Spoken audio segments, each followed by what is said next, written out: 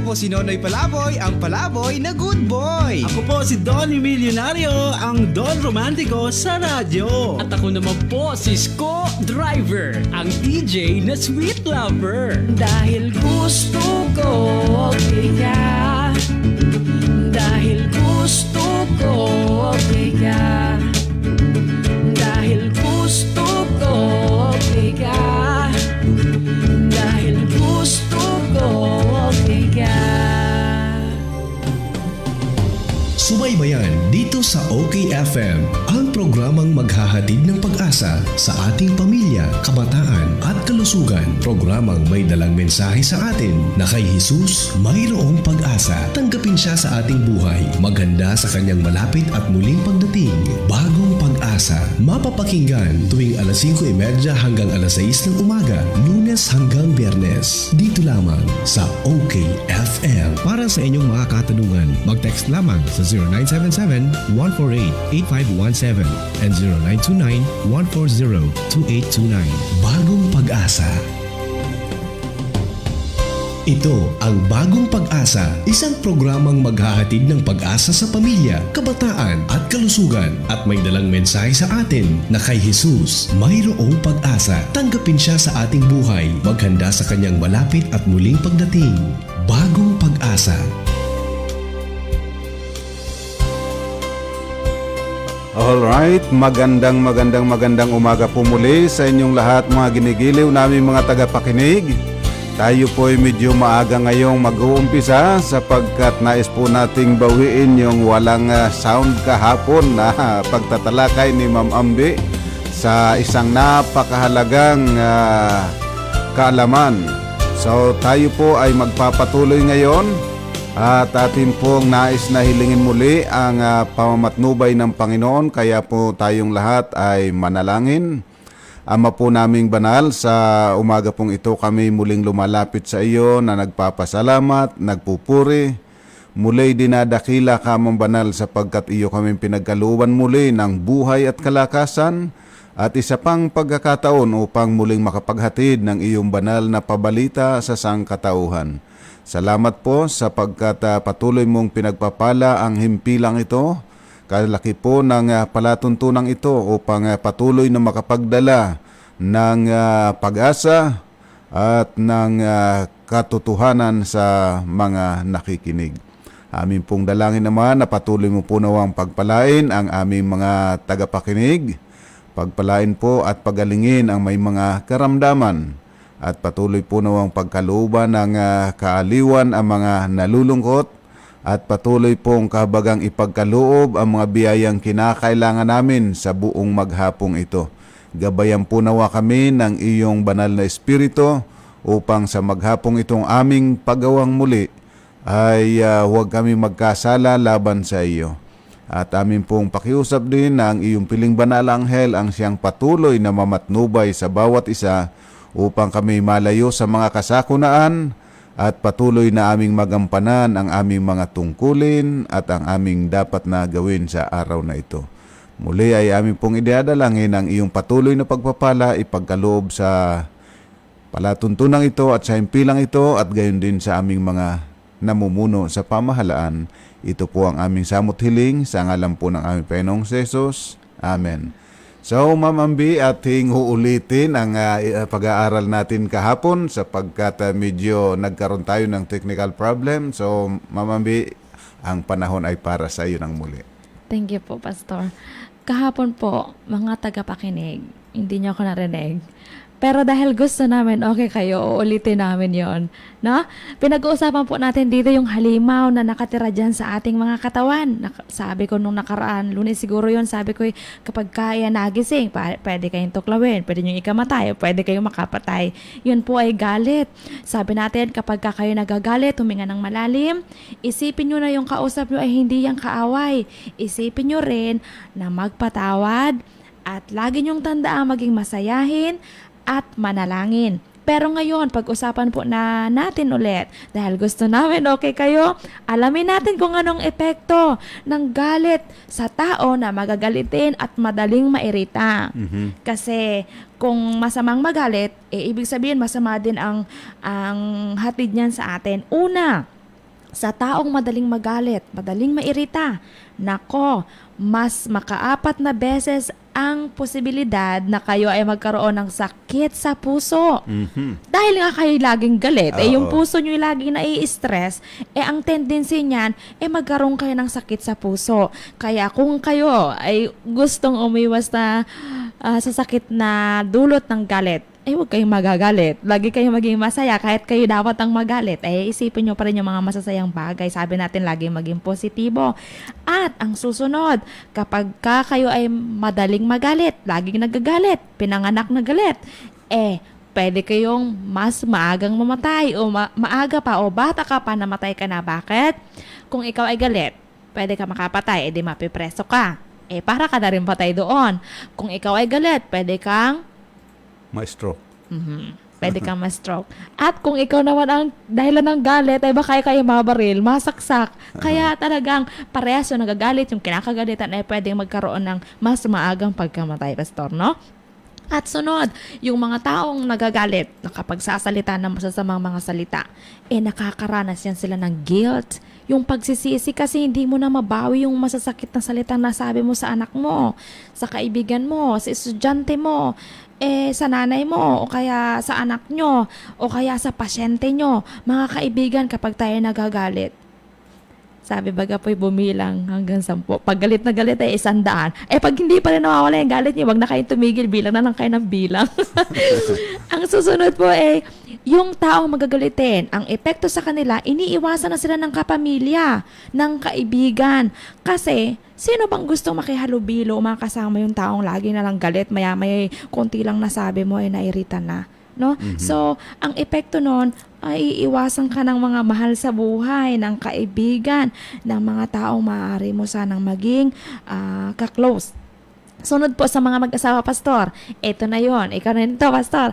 Sa mag-asawa daw, yung kung ang babae ay laging galit o kung lalaki laging galit, mas malaki daw ang hindi pagkakaunawaan. Ipaliwanag nyo nga po, Pastor, ulit. Natural yun. Sapagkat kapag kagalit ka, hindi ka gaganahan. Kaya kahit kayo magsiping, walang gana, tatalikod na lang. So, talagang hindi kayo maging masaya. At kapag kayo hindi naging masaya, ay magkakaroon ng mga sekresyon ng hormone na hindi karapat-dapat at masisira yung ating kalusugan. Marami po nagkakakanser dahil sa parating galit. Yan, naku. Una, nasisira yung pag-aasawahan, nagkakasakit pa. Wag na kayong magagalit. Ang sunod po niya sa mga kabataan natin, no? Yung magagaliting kabataan o kung kayo ang napapagalitan, malaki po mga magulang ang tendency ng inyong mga anak kapag lagi niyong pagagalitan na gumamit ng alcohol, chemical substances katulad ng drugs, ng sigarilyo. Kung nais niyo pong lumaking matino-tino ang ating mga anak, no? Ang ating mga kapatid, siguro, bawasan natin ang paggalit sa kanila. Bagkos ay punoy natin sila ng pagmamahal. Yes. Sunod po, sa mga babae dyan na madaling magalit, tatandaan ninyo, kapag kayo'y magagalitin, irritable, nagdudulot yan sa atin ng mas pro na marami ang ating makakain. Pag marami kang makain, di sira ang iyong figure. Overeating ang tendency natin. And, magigain tayo ng weight, Pastor, no? So, think twice. Isipin yung makalawang ulit kung kayo, dapat ba ako magalit o hindi? Pero, ang tanong ngayon meron bang pag-asa sa taong magagalitin pa? So sabi, hindi naman talaga, hindi ko mabago-bago yung sarili ko. Ano bang sinasabi ng Biblia sa taong magagalitin? May pag-asa ba na mawala yung galit? Alam nyo po, may nakatala sa Biblia na lalaki, hindi lang isang kwento na nagagalit. At ang kinagagalit na yung kabutihan ng Diyos, ito po ay kwento ni Jonah. Ikwento ko po sa inyo, no? Ito pong si Jonah, mga kapatid, mga tagapakinig, ay inutusan ng Diyos, na sabi ng Diyos ay, tumayo ka, magbangon ka at pumunta ka sa Nineveh at mangaral ka na ang kanilang kasamaan ay labis na at kung hindi sila magbago, ako'y paparoon at silang lahat ay aking tutupukin, i-destroy po, mga kaibigan. Alam nyo po, sa history, ang Nineveh, yung Assyria, ay talagang hindi lang yan mga kalaban ng Israel. Bago nila patayin ng kalaban, ito torture muna nila, Pastor. Maaring hubaran ka, ipakain ka, ipakagat ka sa langgam. Basta uunti-untiin ka nilang patayin. Kaya itong si Jonah na propeta ng Diyos, ay nako, Kung pwede pa lang, sige, Panginoon, tupukin mo na yan. Ang ginawa niya, nung siya inutusan, hindi po siya pumunta sa Nineveh, bagkus pumunta siya sa Tarshish. Ayaw niyang sundin ng Panginoon. Pero, alam natin ang kwento, no? Sa aklat ng Jonah, kung nais niya pong subaybayan o alamin, nakita natin, si Jonah po ay pumunta sa Tarshish, bagkus na sa Nineveh. Subalit nagpadala ang Panginoon ng bagyo, malakas na alon at ihinagi siya sa dagat. Naghanda ang Panginoon ng malaking isda, nilunok si Jonah at doon nanalangin siya, humingi siya ng tawad at dinala siya ng isda doon malapit sa Nineveh.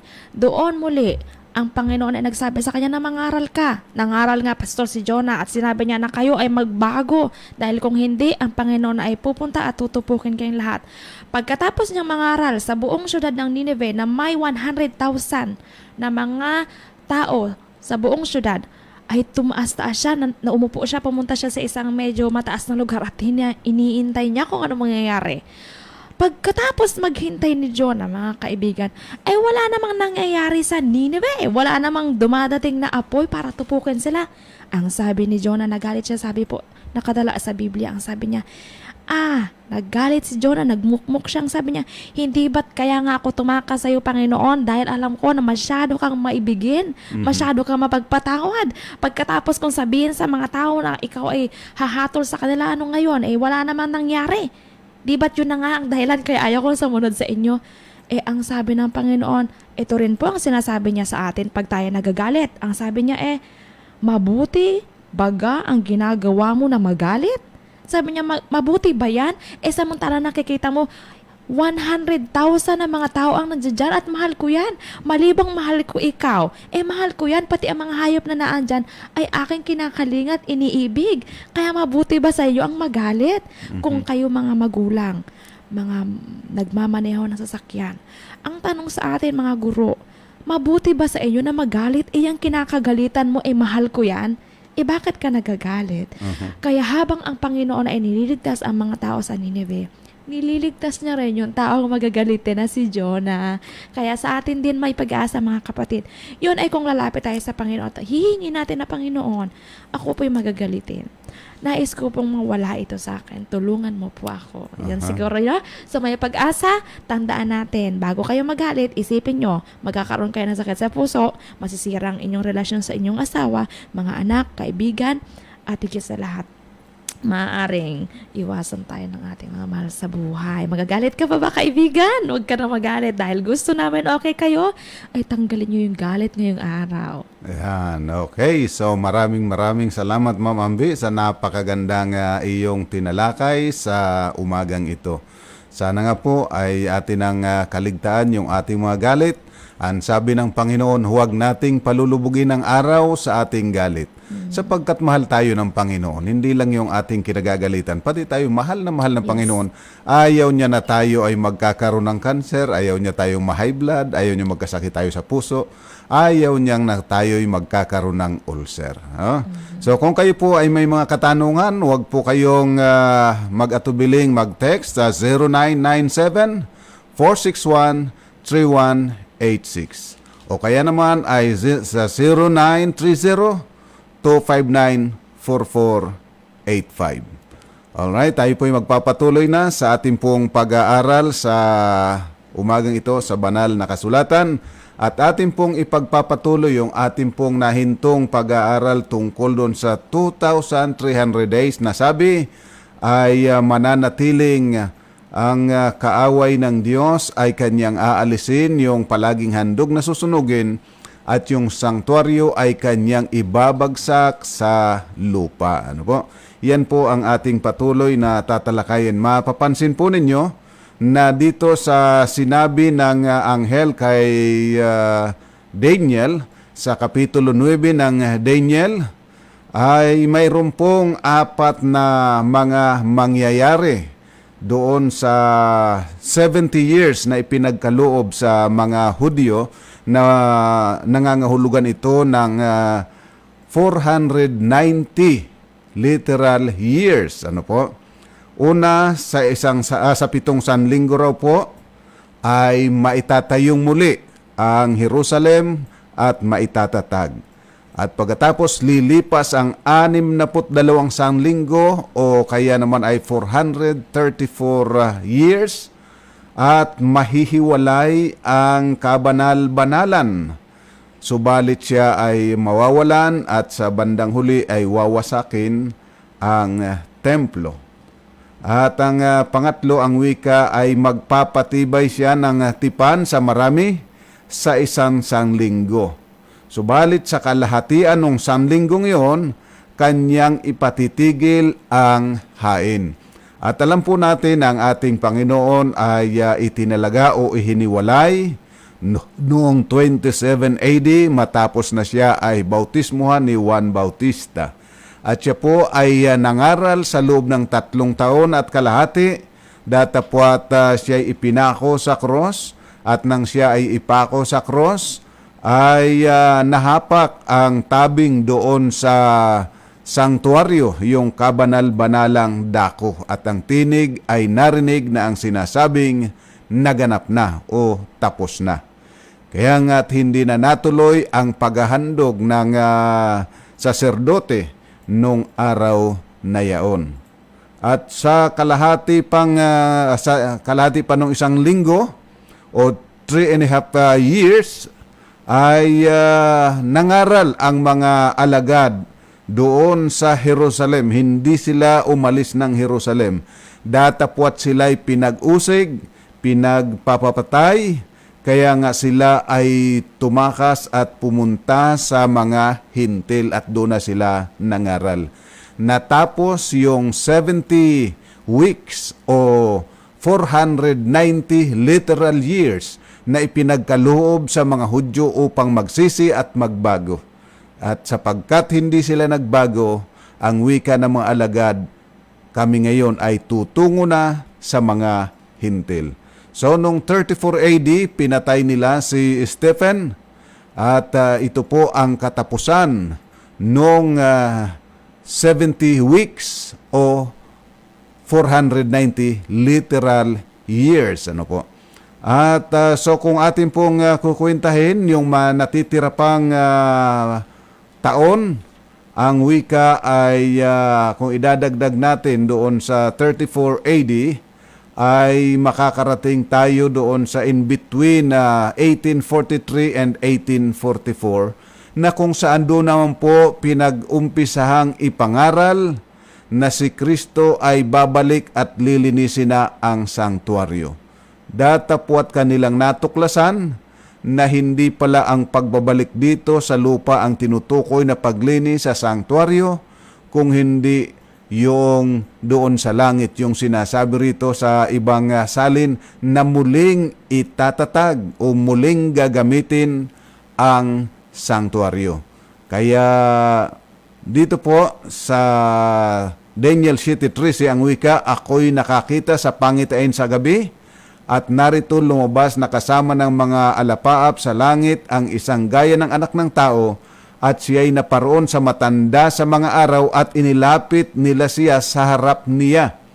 At binigyan siya ng kapangyarihan at kaluwalhatian at isang kaharian upang lahat ng mga bayan, bansa at mga wika ay mga glingkod sa kanya. Ang kanyang kapangyarihan ay walang hanggang kapangyarihan na hindi lilipas. Ang kaniyang kaharian ay hindi magigiba.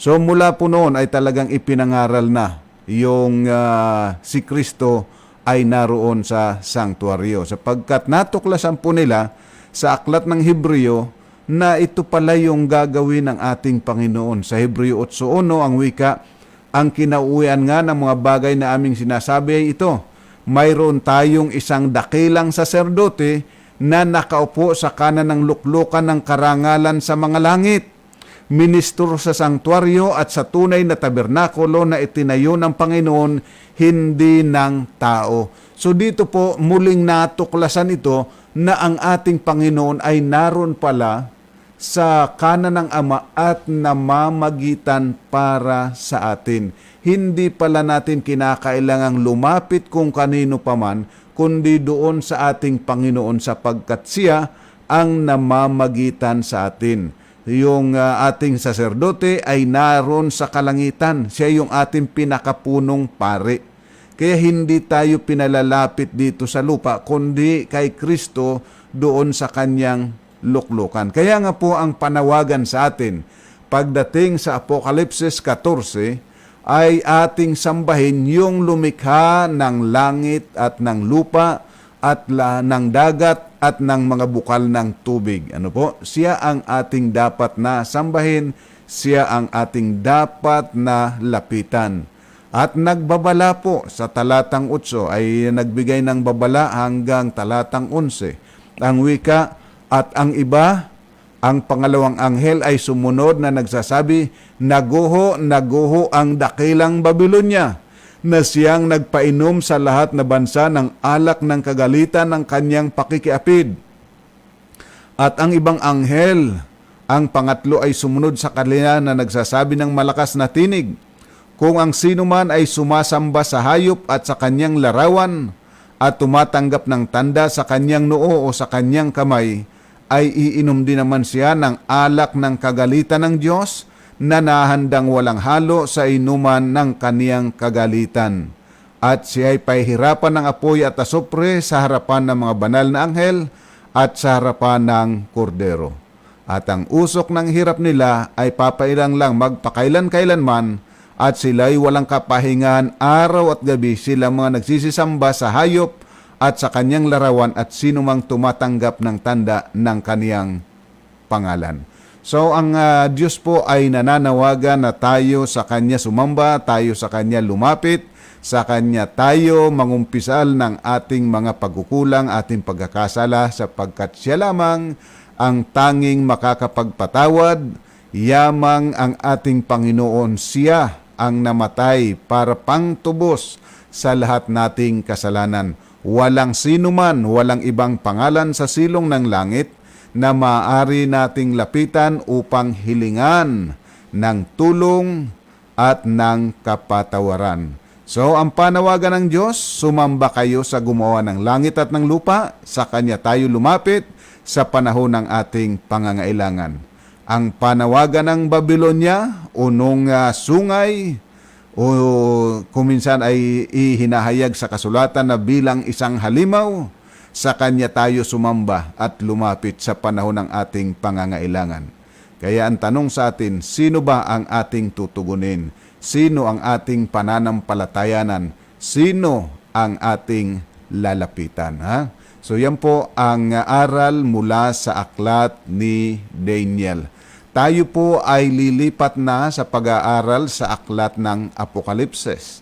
Sapagkat ito pong chapter 10 ng Daniel at patuloy, ay mga detalye na lang ng magiging digmaan doon sa bago dumating yung huling kapangyarihan. Ano po? Mga detalye na ng digmaan na wala ng kinalaman sa ating relasyon sa Panginoong Diyos. Ano po? Kaya tayo po ay lilipat dito sa aklat ng Apokalipsis. Ito pong Apokalipsis ay isang aklat na hindi gaanong pinag-aaralan ng marami sapagkat mahirap daw na maunawaan. Hindi raw ito maunawaan. Subalit, tatandaan po natin na ang salitang Apokalipsis, ang wika ay kapahayagan. Ikalapsin, galing sa Grigong salitang ikalapsin. Ibig sabihin, out, no, or aalisin. Kalapsis ay yung ibig sabihin ay cover. So, uncovering or unveiling, ihinahayag. Kaya papaanong hindi natin ito mauunawaan na samantalang ito ay kapahayagan. Hindi ito sinabing ang sekreto ng Diyos, sekreto ni Jesucristo, kundi ito ay kapahayagan. Kaya nga po ito ay ating mauunawaan, subalit kagaya po ng sinabi ni San Pedro, ito ay hindi natin mauunawaan sa ating sariling kaalaman. Kinakailangan po natin na ang tulong ng ating Panginoon upang siya ang maghayag sa atin ng mga katotohanan ito. So atin pong susubukan at pagsisikapang pag-aralan ang aklat ng Apokalipsis o kapahayagan. At uumpisan po natin sa Kapitulo 1 siyempre at magpapatuloy po tayo by book dito sa aklat ng Apokalipsis. Umpisan na po natin. Sa talatang 1 ang wika, ang Apokalipsis ni Jesucristo na ibinigay ng Diyos sa kanya upang ihayag sa kanyang mga alipin ang mga bagay na kinakailangang mangyari sa madaling panahon. At kanyang ipinaalam ito sa pamamagitan ng mga sagisag at pagsusugo ng kanyang anghel sa kanyang aliping si Juan. So ito po ay ipinahayag talaga sa pamamagitan ng mga sagisag. Kaya alamin po natin yan, na siyang sumaksi sa salita ng Diyos at sa patutuo ni Jesucristo sa lahat ng bagay na nakita niya. Mapalad ang bumabasa at ang nakikinig ng mga salita ng propesiya at tumutupad ng mga bagay na nasusulat dito sapagkat ang panahon ay malapit na. Kaya nga po, mapalad raw po ang bumabasa, ang nakikinig, at ang tumutupad sa mga bagay na nasusulat sa propesiyang ito. Bakit po? Sapagkat ang panahon ay malapit na. Kaya napakahalaga na ito'y ating basahin, ating pakinggan. Sa talatang 4 ang wika, si Juan sa 7 iglesia na nasa Asia. Biyaya ang sumainyo at kapayapaang mula sa kanya na siya ngayon, ang nakaraan at ang darating, at mula sa 7 espiritu na nasa harapan ng kanyang trono, at mula kay Hesukristo na siyang saksing tapat, ang panganay mula sa mga patay at ang pinuno ng mga hari sa lupa. Doon sa umiibig sa atin at sa nagpalaya sa atin mula sa ating mga kasalanan sa pamagitan ng kanyang dugo, at ginawa tayong kaharian, mga pari sa kanyang Diyos at Ama. Sumakanya ang kaluwalhatian at ang paghahari magpakailanman. Amen. Tingnan ninyo, siya ay dumarating na nasa mga ulap at makikita siya ng bawat mata at ng mga umulos sa kanya, at ang lahat ng mga lipi sa lupa ay tatangis dahil sa kanya. Gayon nga. Amen. Ang wika, ako ang Alpha at ang Omega, sabi ng Panginoong Diyos, na siya ngayon at ang nakaraan at ang darating, ang makapangyarihan sa lahat. Akong si Juan na inyong kapatid at inyong karamay sa kapighatian at sa kaharian at sa pagtitis alang-alang kay Jesus, ay nasa pulo na tinatawag na Patmos dahil sa salita ng Diyos at sa patutuo ni Jesus. So, ititigil muna po natin dito at pagkatapos ay titingnan po natin ano ang mga aral na dapat nating maunawaan sa bahaging ito. Ano po? Una, dito po ay nagpakilala si Jesucristo na ang wika niya, siya ang Alpha at Omega, ang Panginoong Diyos na makapangyarihan sa lahat. Tandaan po natin ang kapahayagan ito ni Jesucristo, Marami kasi ang nagsasabi si Kristo ay hindi Diyos. Meron namang nagsasabi na siya ay may pagka-Diyos, subalit munting Diyos. Ang kanyang kapahayagan, ako ang Alpha at Omega, ang makapangyarihan sa lahat. Kapag tiningnan po natin sa katapusan ng aklat ng Biblia sa Apokalipsis 22, 13 at 16, ganito po ang pagpapahayag ng ating Panginoon.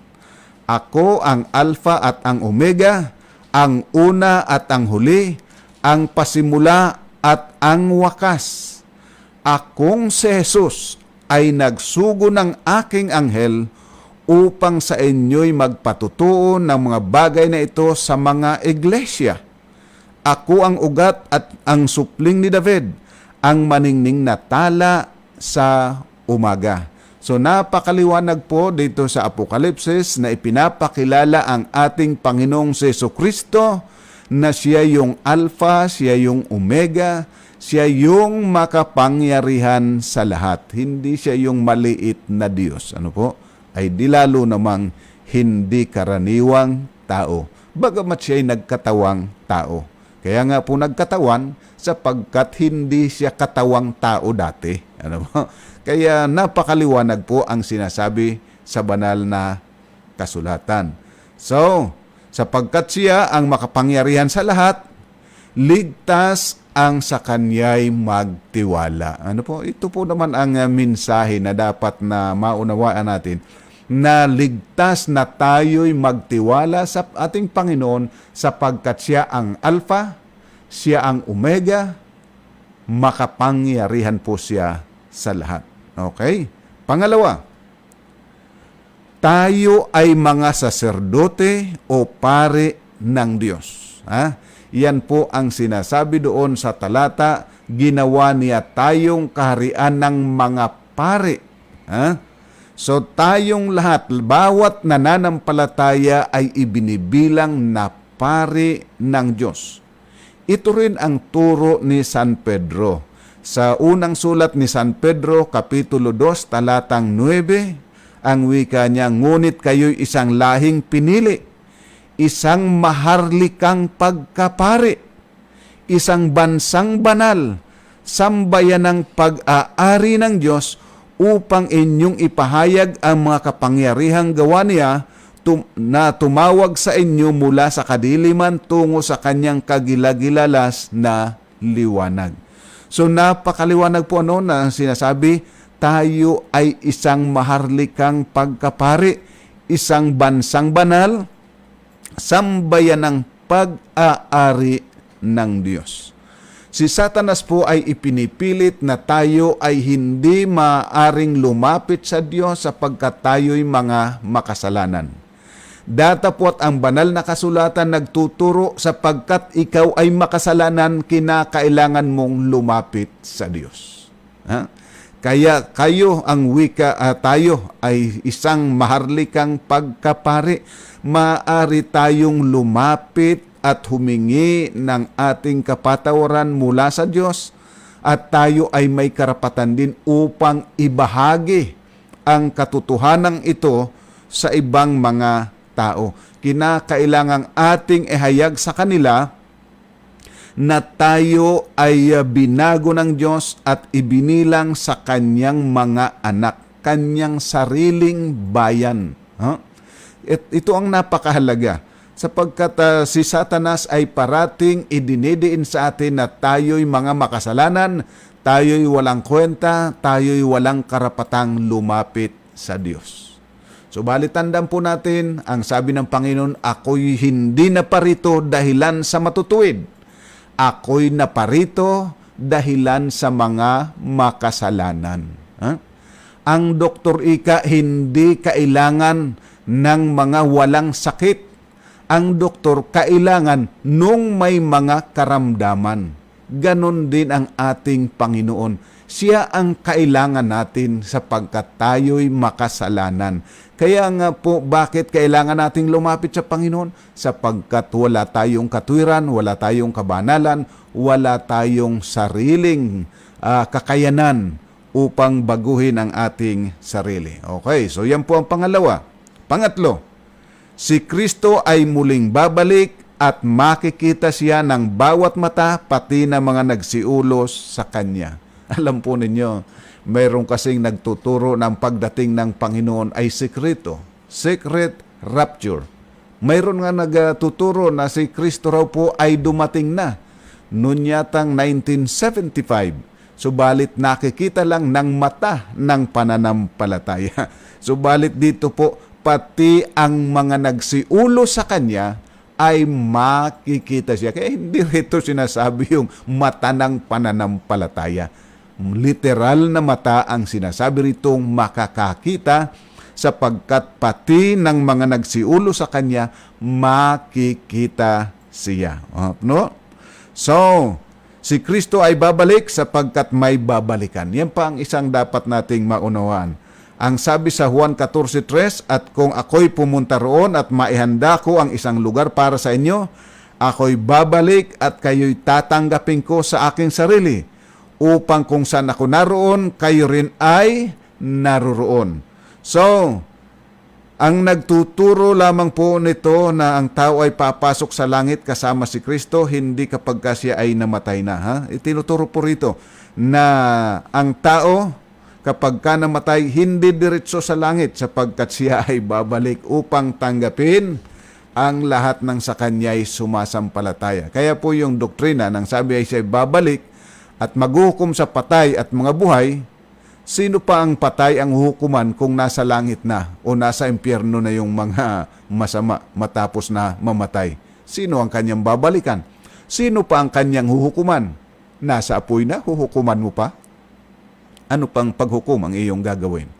Kaya ang sabi po sa 1 Tesalonica 4:15 at patuloy, sapagkat ito'y sinasabi namin sa inyo sa pamagitan ng salita ng Panginoon, na tayong nabubuhay na natitira hanggang sa pagdating ng Panginoon ay hindi mauuna sa anumang paraan sa mga natutulog. Sapagkat ang Panginoon mismo ang bababa mula sa langit na may sigaw, may tinig ng arkanghel at may trumpeta ng Diyos, at ang mga namatay kay Kristo ay babangon muna. Pagkatapos tayong nabubuhay na natitira, ay aagawing kasama nila sa mga ulap upang salubungin ang Panginoon sa papawirin. Sasalubungin ang Panginoon sa papawirin. Hindi kasama ng Panginoon bababa na nasa papawirin. Ano po? Napakaliwanag. At sa gayon ay makakapiling natin ang Panginoon magpakailanman. Kaya nga po,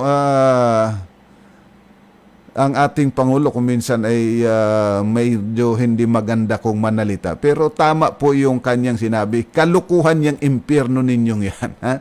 Yung sinasabi ninyong impyerno, kalukuhan yan. Tama po naman, sapagkat ang banal na kasulatan, maliwanag po na nagsasabi, ang impyerno ay pagkatapos pa ng pagbalik ni Kristo, magkakaroon pa ng 1,000 taon. Mapapag-aralan po natin yan, ha? Magkakaroon pa ng 1,000 taon pagkatapos doon pa lamang, ha? Yung tinatawag na impyerno. Okay? Mainit ang ulo ng ating Pangulo. Sinasabi, kalukuhan yan. Sapagkat ganun po naman talaga. Sinasabi sa banal na kasulatan. Uunawain po natin. Hindi nga lang maganda yung kanyang pamamaraan ng mga pananalita. Subalit, yun po ang katotohanan. At ang ikaapat na aral na ating dapat na pakatatandaan, ang tunay na iglesia ay hindi magmumula sa Roma sapagkat nilipol nila ang lahat ng mananampalataya sa Roma sa pamumuno ni Emperador Diocletian. Ano po? Kaya nga't ang mga tao ay nangalat noon sa buong Asia. Ha? Sapagkat yung mga Kristiyano doon sa imperyo ng Roma ay kanyang pinag-uusig. Ito nga po si San Juan, kaya siya naroroon sa isla ng Patmos sapagkat siya na lamang yung natitira sanang alaga doon sa Roma, subalit siya ipinadakip, ipinatapon siya sa kumukulong langis. Datapwat habang siya ay naandon sa kumukulong langis, patuloy siyang nangangaral at hindi na kaya mabilisang pinaalis siya roon at ipinatapon sa isla ng Patmos. Sa isip ng emperador, hindi ka man mamatay, diyan ka sa isla, wala kang mapapagsabihan diyan, wala kang matuturuan, sapagkat yung pong isla ng Patmos, napakaliit na isla, at ito'y mabato, walang tumatahan doon. Kung may pumupunta man doon, yung mga mangingisda na magdadala ng kanilang lambat, huhugasan at ibibila doon, ipatutuyuin sa mga bato sa isla ng Patmos. Datapwat salamat sapagkat ang Panginoon ay hindi nagpapabaya. Ang wika nga, ako'y nasa espiritu ng araw ng Panginoon at narinig ko sa aking likuran ang malakas na tinig na tulad sa isang trumpeta. Ha? So, tulad ng kanyang tipan, ang Panginoon ay tapat lagi sa kanyang araw na inilaan para sa kanyang bayan. Siya ay dumarating, minsan ay nahayag, subalit malimit ay hindi hayag, datapwat laging naandyan siya. Kaya ang sabi ni San Juan, ako'y nasa espiritu ng araw ng Panginoon. Ano po? Ang araw ng Panginoon, alam po natin kapag binasa natin sa Biblia mula sa Henesis hanggang Apokalipsis, ang araw ng Panginoon ay walang iba kung hindi yung ikapitong araw na nasabing Sabat ng Panginoong Diyos. Aking Sabat, sabi ng Panginoon. At kagaya ng tipan ng ating Panginoon, siya ay makikipagtagpo sa kanyang bayan. Kaya nung araw ng Panginoon, narinig niya sa kanyang likuran ang malakas na tinig na tulad sa isang trumpeta. Alright, medyo tayo po ay inabot na ng oras. Bukas po ay ipagpapatuloy po natin itong ating pag-aaral dito sa aklat ng Apokalipsis. So sana po ay naging maliwanag sa inyo, Hindi po ito lihim ng Diyos, kundi kapahayagan. So kung kayo po ay may mga katanungan sa ating pong pinag-aaralan, uulitin ko po, i-text lang po ninyo sa 0997-461-3186 o kaya sa 0930-259-4485. Tayo po'y manalangin. Ama po naming banal, maraming salamat na ikay nagpahayag ng mga katotohanan na ibig mong aming maunawaan, palibhasang iyong nalalamang malapit na ang panahon ng kaligtasan. O Amang Banal, pahintulutan po nawa at pagkaluban nawa kami ng biyaya ng pananampalataya na kami magtiwala ng lubusan sa iyo, sa aming Panginoon at sa banal na Espiritu. Pagpatawad po nawa ang lahat ng aming naging mga pagkukulang at pagkakasala. Pagpalain po ang himpilang ito, pagpalain din po ang palatuntunang ito. Gawin po nawa itong pagpapala sa sangkatauhan at patuloy po na ang iyong pamatnubay maranasan ng bawat isa sa amin sa ngalan po ng aming Panginoong Jesus. So, Ma'am Ambi, Roy, maraming salamat. Ang pagpapala ng Panginoon sumaating lahat. At yun nga pala, may nag-text nga pala sa akin kahapon. Ay, para ito sa iyo, Sir Sugar. May sabi ay batiin daw na yung happy birthday yung kahapon. Kaya lang, lipas na eh. Hindi naman ako ang gwapo. Mas gwapo po sa akin si Sugar Ray. Si Sugar.